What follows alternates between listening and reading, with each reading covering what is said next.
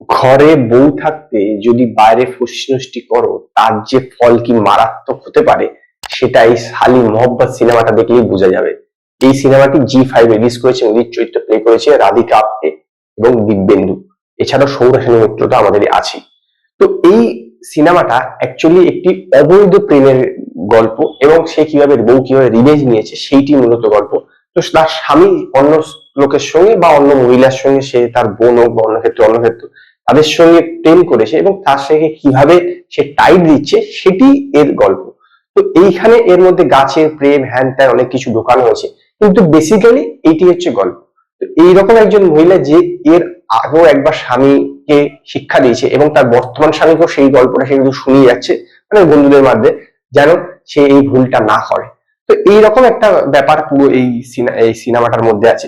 তো আমি ডিটেলসে কিছু বলছি না, তার মূল কারণ হচ্ছে যে এই যে থিমটা যে এক্স্যাক্টলি কি করেছে সেটা বিশেষ কিছু একটা কিন্তু নয়, এরকম নয় যে খুব ইন্টারেস্টিং লাগবে যাবতীয় কিছু, কিন্তু হ্যাঁ একটা কি হয় ভাবতো পুরো থ্রু আউট সিনেমাটা আপনাদের থাকবে, কারণ এটা ছোট সিনেমা, জি5 রিলিজ করেছে।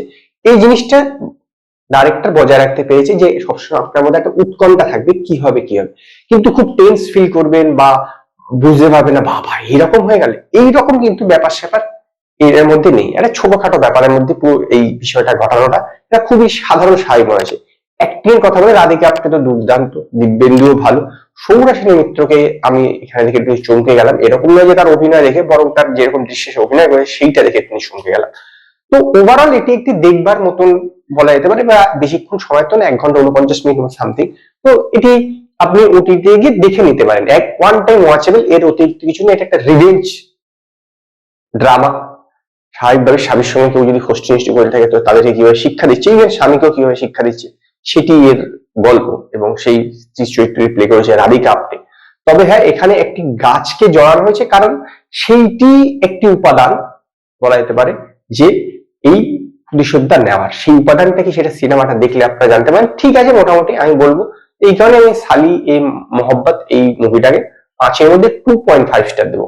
কারণ হচ্ছে কি জানতো, এটা যে খুব বিশাল কিছু হয়েছে সেরকম তো হয়নি, কাজে বিশাল কিছু না হলে মার্কসটাও বেশি দেওয়া যায় না, কারণ আমরা এত প্রতিদিন এত কিছু দেখছি, এত কন্টেন্ট কনজিউম করছি যে এখন না এক্সট্রাঅর্ডিনারি কিছু না দেখলে সেটা আমাদের মধ্যে এক্সাইটমেন্ট ক্রিয়েট করে না। এইটা কিন্তু আমার কাছে সালি মোহাম্মদ সেরকম এক্সাইটমেন্টে ক্রিয়েট করতে পারেনি। হ্যাঁ, আমি বলছি ডিসেন্ট, ভালোই, খারাপ নয়, একবারে পাতে দেওয়ার মতো না, ঠিক আছে। তো দেখুন আপনাদের কিরকম লাগে, আপনারা আমায় জানাবেন কমেন্টে।